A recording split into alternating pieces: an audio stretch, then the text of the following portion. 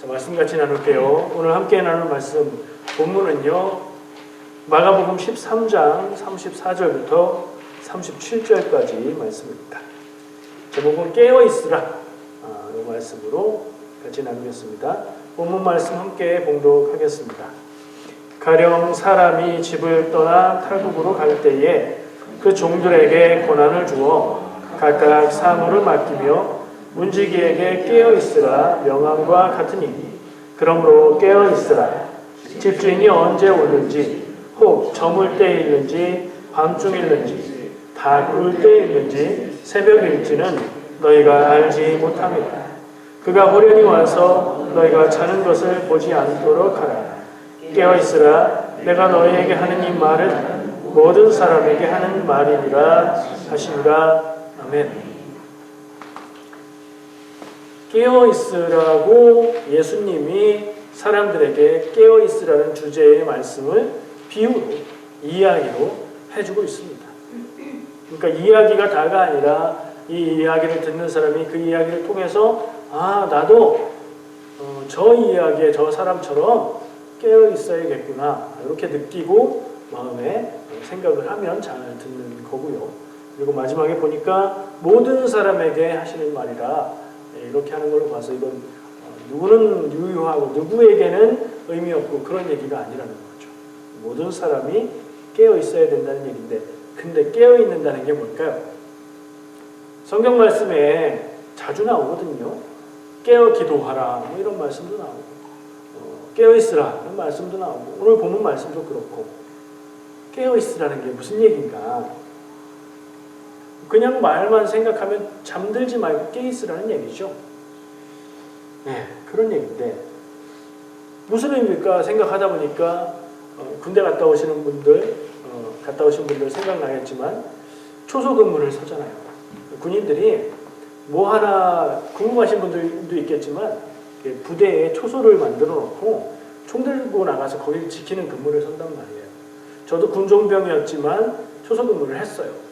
그게 이제 하루 종일 24시간 돌아가면서 지키게 돼 있어서 새벽에 걸릴 때도 있고 낮에 걸릴 때도 있고 그래요. 나가서 2명이 나가서 2시간씩 초소를 총 들고 이렇게 서서 지키고 있는 거예요. 낮에는 뭐 거기 있는 게 제일 편해요. 근데 밤에는요, 잠자기 전 시간이면 딱 하고 들어와서 자면 좋은데 새벽에 중간에 걸리면 조금 자다가 깨서 나가서 근무 서고 들어와서 또 조금 자야 되고 그렇단 말이에요. 그러면 나가서 2시간 근무를 서는 시간 동안 어떨까요? 2명이 나간다고 그랬죠? 고참 1명, 쪼병 1명 이렇게 나가요. 고참은 바로 난 좀 쉴게, 잘 봐라. 대체로 그럽니다. 그러면 이제 저 2등병 때 기억이 나는데 안 자려고, 졸지 않으려고 애쓰고 눈에 힘주고 막 그래도 세상에서 제일 무거운 게 눈꺼풀이라고 얘기하잖아요. 잠이 와요. 그러다가 부스럭거리는 소리가 나고 누가 오는 것 같으면 눈 번쩍 뜨고 안 잔 척하고, 그 해야 되는 게 뭐냐면 그때 총을 딱 겨누면서 뭐라고 하죠? 손들어, 움직이면 쏜다, 이거 해요. 이게 장난하는 말이 아니라 원래 그런 말로 하게 돼 있어요. 지금은 바뀌었을지도 모르겠어요. 그리고 이제 암호를 대라고 그렇게 묻습니다. 암호를 안 대면 빵! 쏠 수도 있는데 실탄이 없어요. 못 쏩니다. 하여튼 그런 근무를 서는데 깨어 있어야 되는 시간이죠. 자기가 맡은 시간이고 책임이니까. 근데 그때 깨어 있기가 쉽지 않단 말이에요. 저는 그런 상황이 상상이 되고 떠올랐어요.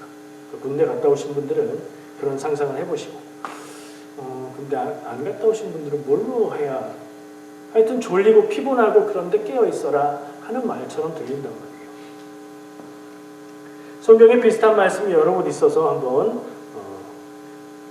그 말씀들을 생각해 보려고요. 성경에 있다가 이런 말씀이 나오면 저는 이 깨어있으라는 얘기가 무슨 얘기일까 늘 고민을 해요. 대략은 알 것 같아요.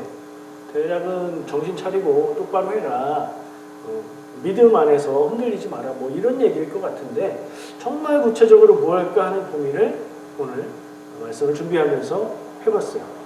성경에 이런 부분이 있습니다. 예수님이 기도하셨어요. 예수님 기도하신 데가 특별한 데가 있죠. 이름까지 나오는데 예루살렘의 겟세마네라고 하는 곳이 있어요.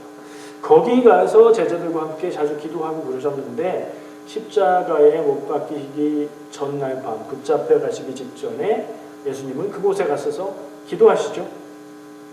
그리고 제자들을 곁에 두고 너희가 내가 정말 괴로워서 죽을 것 같으니 나를 위해서 같이 기도해 달라 이렇게 부탁을 하십니다. 예수님이 기도하시고 보니까 이 제자들이 기도 안 하나. 처음에 기도했을 텐데 기도하다가 잠든 모습인 것 같아요. 제자들이 잠들어 버렸어요. 그 제자들을 향해서 예수님이 말씀하십니다. 시험에 들지 않게 깨어 기도하라. 마음에는 원이로되 육신이 약하도다. 아멘. 그 말씀, 그 장면에 예수님은 제자들에게 같이 기도해달라 했는데 제자들은 같이 기도하지 못하고 마음이 그러지 않았던 건 아닌데 하려고 했는데 정말로 하려고 했는데 사람이 밤에 안 자면 잠이 오잖아요. 잠드는 거예요. 그들에게 하신 말씀 가운데 시험에 들지 않게 깨어 기도하라. 그러니까 깨어서 잠들지 말고 기도하라는 말씀은 너무나 명백한 말씀인데 그게 뭘 위해서냐? 시험에 들지 않게 라고 말씀하세요. 깨어서 기도하는 것은 시험에 들지 않는 그런 효과가 있다. 뭐 이런 생각을 할 수 있겠죠? 우리도 깨어 기도해야 되겠다. 근데 실제로 잠자지 말고 기도하는 얘기니까 이런 의문이 들기도 하고요. 그 말씀을 기억해 볼 때 정말 오늘 본문 말씀에서 예수님이 깨어 있으라 라고 얘기한 게 잠자지 말고 깨어 있으라는 그 얘기인가? 하는 생각부터 해보게 돼요. 그거 같으세요? 어떠세요? 사람이 안 잘 수가 없거든요. 며칠 안 자면 사람의 스트레스와 몸의 상태가 중병에 걸린 상태랑 비슷하게 된대요. 그리고 집중력도 떨어지고 만약에 그런 상태에서 운전하면 사고 확률이 굉장히 높아진다고 얘기하죠. 그건 아닌 것 같은데 하는 느낌이 들어요. 또 데살로니가전서 5장 16절 말씀. 누가 쓴 책이죠? 데살로니가전서. 바울이 쓴 편지예요. 데살로니가 교회에 편지 쓰는 것 중에 5장 16절 말씀은 제가 첫 글자만 얘기해도 다 아실 거예요. 항상 기뻐하라 이거죠. 17절 쉬지 말고 기도하라 범사에 감사하라. 이런 말씀이 있는데요. 항상 기뻐하라는 항상 기뻐하라는 얘기고 그 다음에 쉬지 말고 기도하라. 쉰다는 얘기 잠잔다는 얘기하고 비슷한 반대 비슷한 쉬지 말고 기도하라는 말씀이 혹시 예수님이 깨어 있으라라고 하신 말씀하고 통하는 게 아닌가 하는 생각도 들어요. 항상 기도하라는 얘기잖아요. 기도하는 삶이 깨어있는 삶일까 하는 생각을 해볼 수 있어요.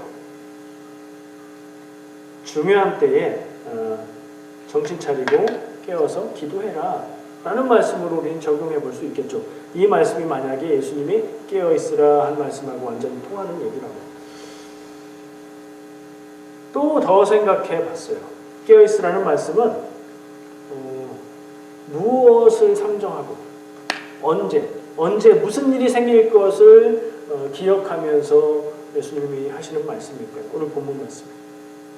주인이 다시 오는 때, 비유 이야기에서 주인이 다시 돌아오는 때 언제 올지 모른다. 그러니 잠들지 말고 깨어있으라 라고 하는 얘기에 그 주인이 다시 오는 때가 언제예요? 비유 말고 예수님이 하시는 말씀. 예수님이 곧 주인이다. 비유에서 그렇게 풀어본다면 예수님이 다시 오시는 때를 얘기하죠. 물론 이때는 예수님이 눈앞에서 얘기하고 계시니까 그 상황하고는 조금 다를 수 있는데 예수님이 십자가에 죽으시고 부활하시고 승천하셔서 그렇죠? 그 후에 언젠가 다시 오신단 말이에요. 예수님의 재림, 예수님의 다시 오심. 그 날을 우리가 기억하면서 이 말씀을 기억해야 되는 거거든요. 그러면 평상시에 우리가 믿음으로 정신 차리고 믿음 안에서 사는 것, 그리고 평소에 늘 기도하면서 하나님과 잘 소통하고 교통하고 그렇게 사는 것, 그것을 넘어서는 어떤 의미가 있지 않을까? 예수님이 다시 오시는 날을 기다리는 삶을 우리가 생각해 보게 됩니다. 예수님이 언제 오실지 모르죠. 이거 안다고 하면 이단인 거예요. 왜냐하면 예수님의 말씀에 그 날은 아무도 모른다. 하나님만 아신다.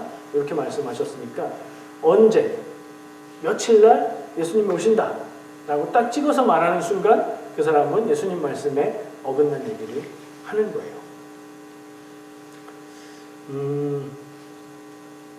그런 생각을 해볼 때 예수님이 다시 오시는 날을 기억하면서 깨어있으라는 말씀을 적용해보면 어쩌면 그 날을 기다리면서 사는 삶을 말씀하시는 것이고 늘 믿음을 지키면서 살라는 말씀일 것이고 선을 행하며 살라는 말씀일 것이고 그리고 긴장 풀지 마라. 하나님 안 계시고 예수님 안 오시는 것처럼 살지 마라 하는 말씀일 수 있겠다는 생각이 듭니다.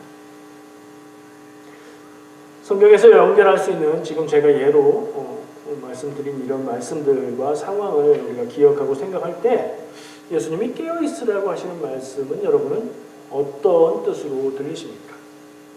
제가 정리하고 제가 문장을 만들어서 말씀드릴 수도 있어요. 그걸 오늘 나누긴 할 거예요. 그러나 성경 말씀에 나오는 중요한 이야기들 이것에 대해서 나는 이 말씀이 이런 뜻인 것 같아요. 성경 말씀을 읽고 믿음을 고백하고 해석하고 내 삶에 적용하는 구체적인 고백이 여러분들에게 있기를 바랍니다. 오늘 함께 나누고 제가 묵상하고 생각한 그런 바들을 나누고 그것이 여러분들에게 재료가 되어서 예수님이 깨어있으라고 말씀하시고 성경 여러 곳에서 비슷한 얘기들이 나오는데 나도 예수님 말씀 따라서 깨어있기 원하는데 그럼 깨어있는 건 무엇인가?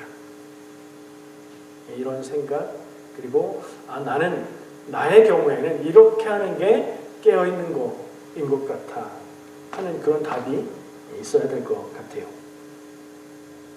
좀 더 나눠볼게요. 깨어있으라 무슨 뜻일까? 좀 전에 얘기했잖아요. 좀 더 깊이 얘기해 보려고 합니다. 일단은 아닌 것을 제해 볼까요? 제가 아까 예를 들어서 얘기하면서 이건 아닌 것 같은데요 했던 거 있죠. 정말로 잠들지 않고 잠 안 자고 깨어있는 거 예수님이 그거 얘기하셨을까요?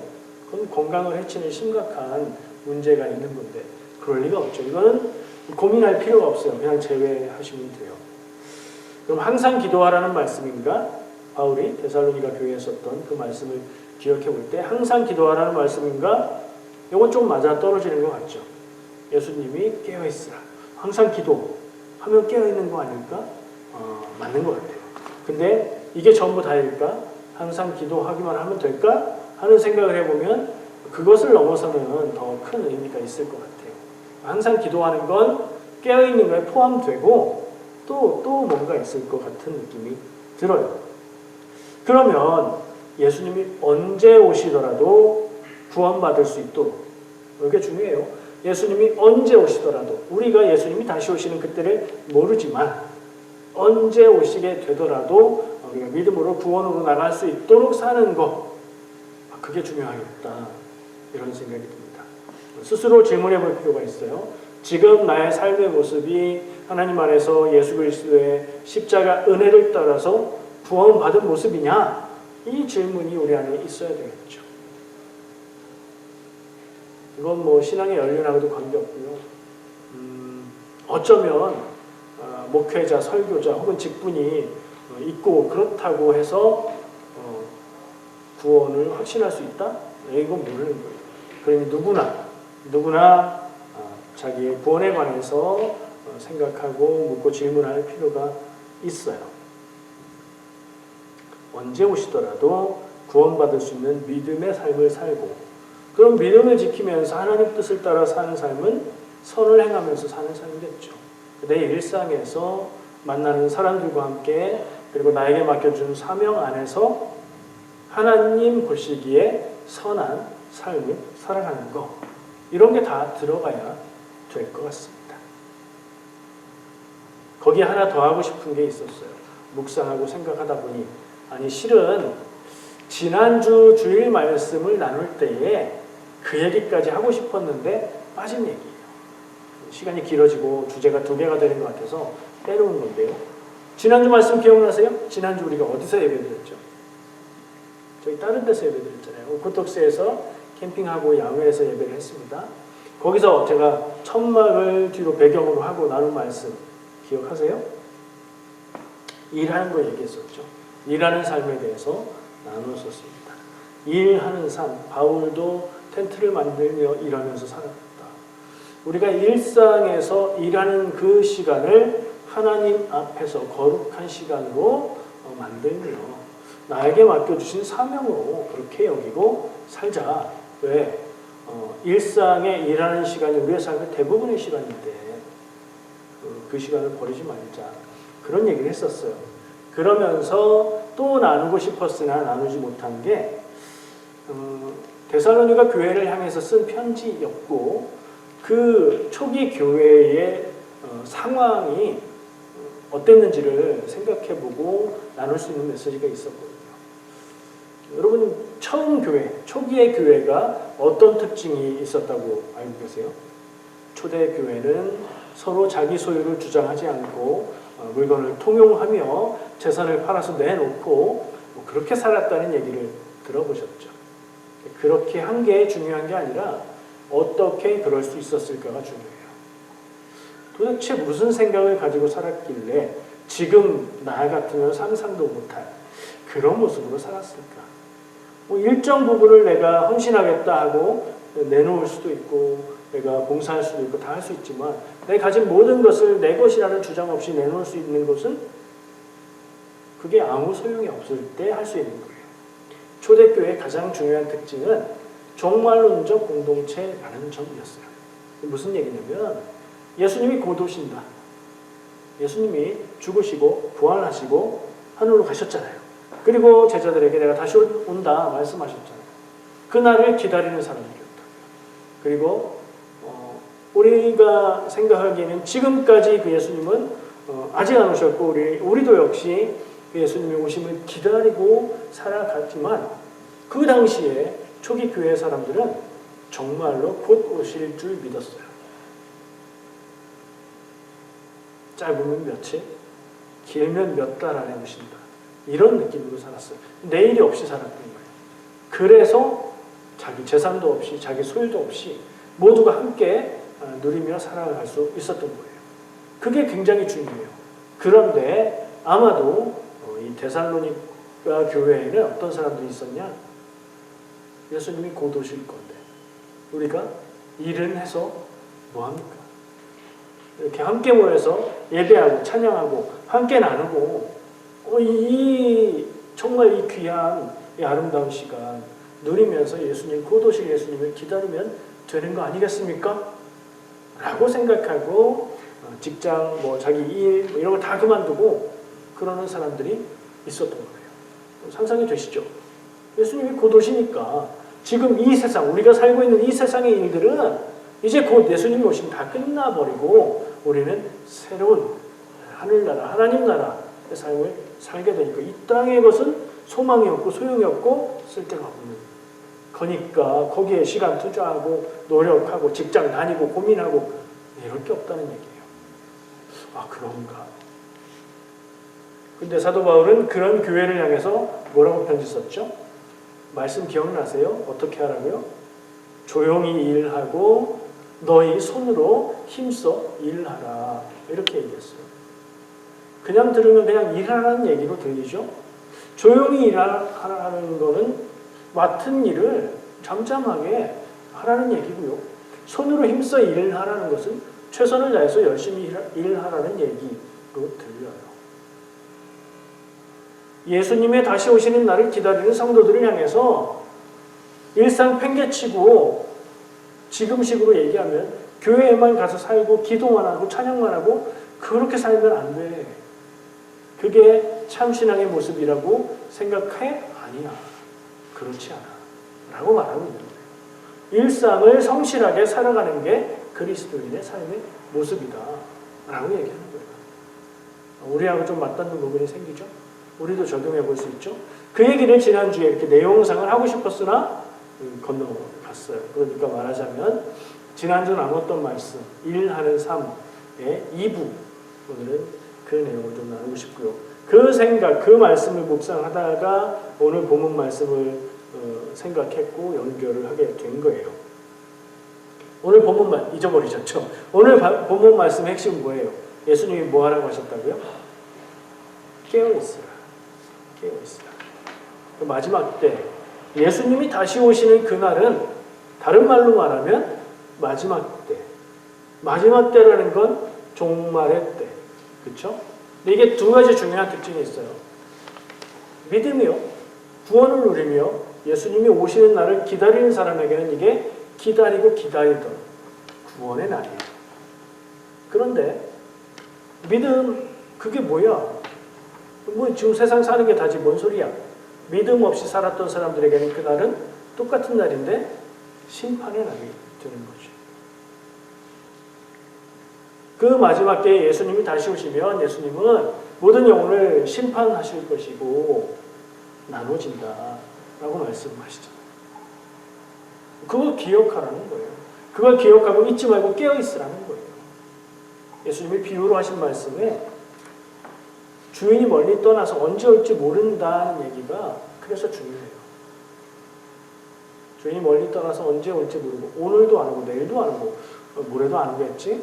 그렇게 살다 보면 주인이 있기는 있었어? 내가 주인 아니야? 이게 이렇게 되거든요. 내 살아생전에 오기는 오겠어? 그렇게 살지 말라는 얘기예요. 예수님이 오신다는 사실을 잊지 말고 기억하고 그날을 기다리면서 살아요. 그 마음이 살아있는 삶을 사는 것이 깨어있는 삶인데 그것은 바울이 이야기했던 일하는 삶하고 연결해서 생각해 볼 때에는 최선을 다해서 성실히 열심히 일하면서 할 일을 하면서 사명을 감당하면서 살라는 메시지가 되는 것 같아요. 그 두 가지를 연결하면요.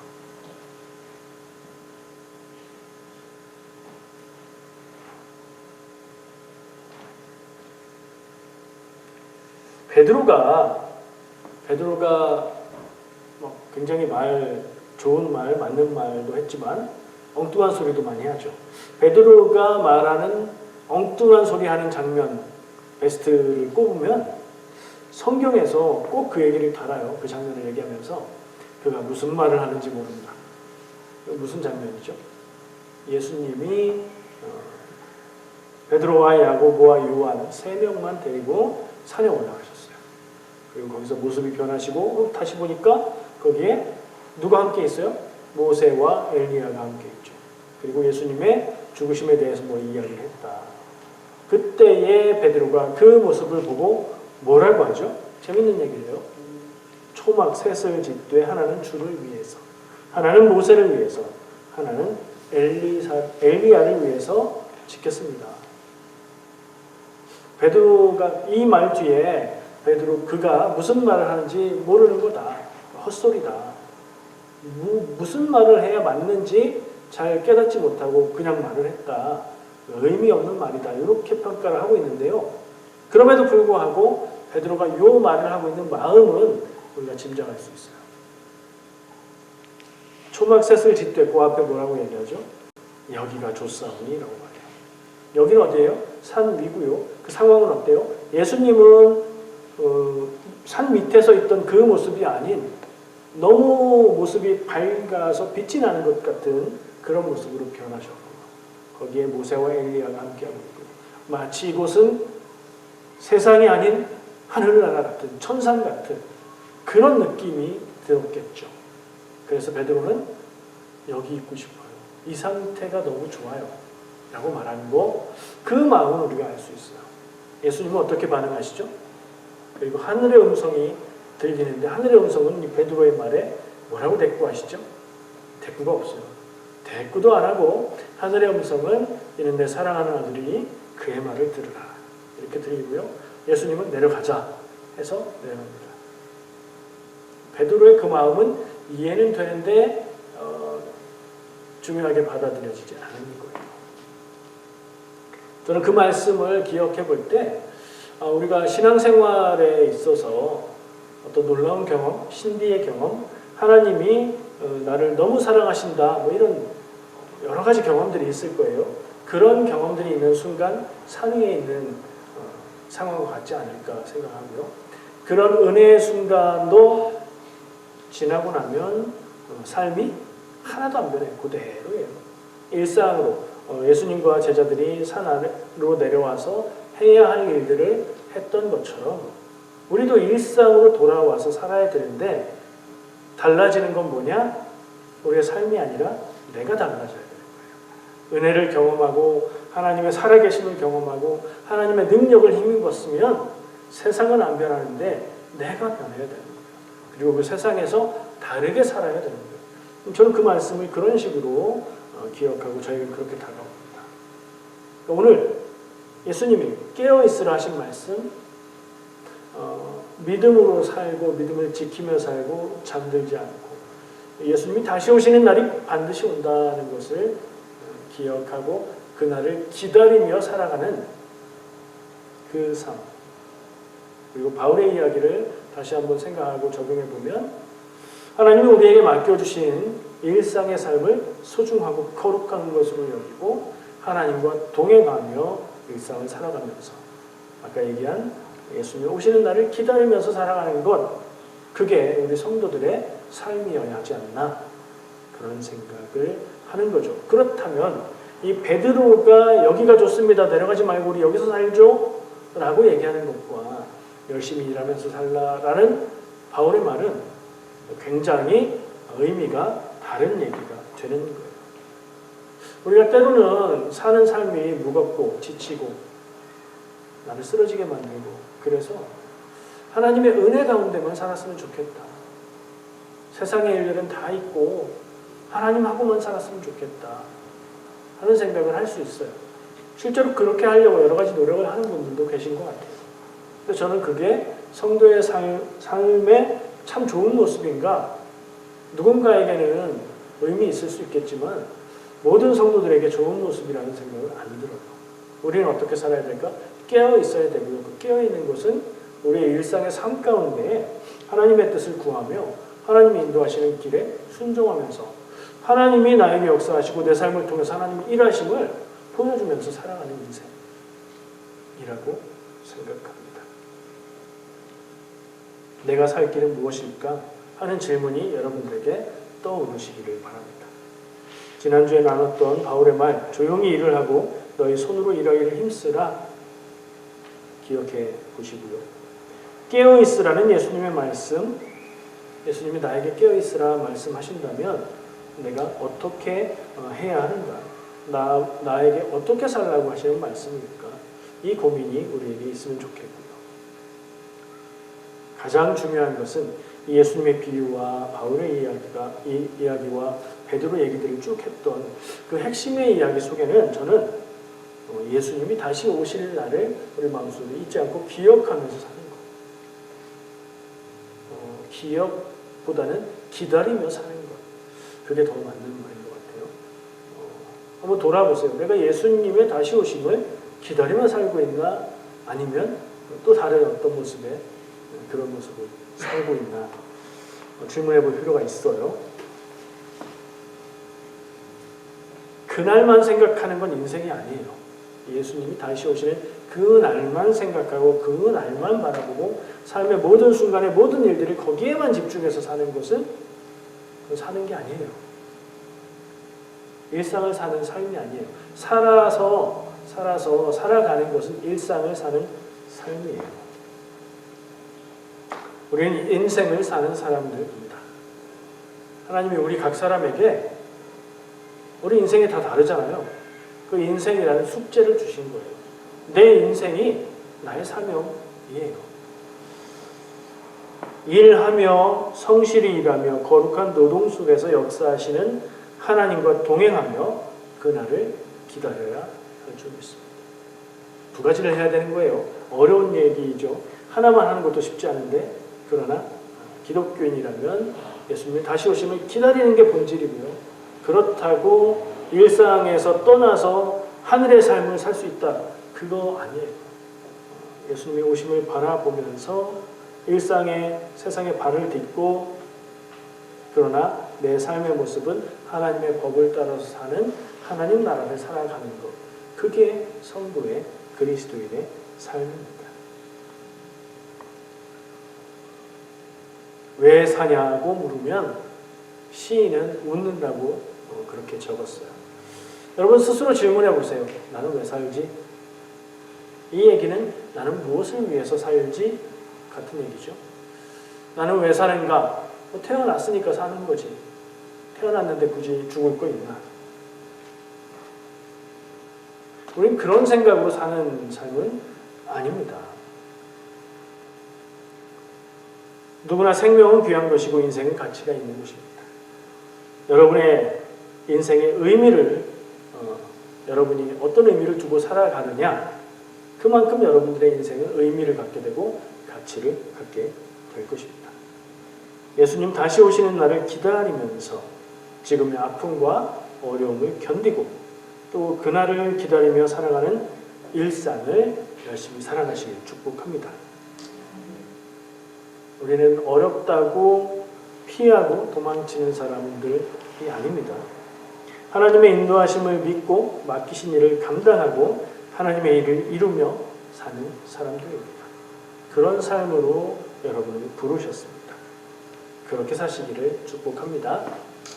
기도하겠습니다.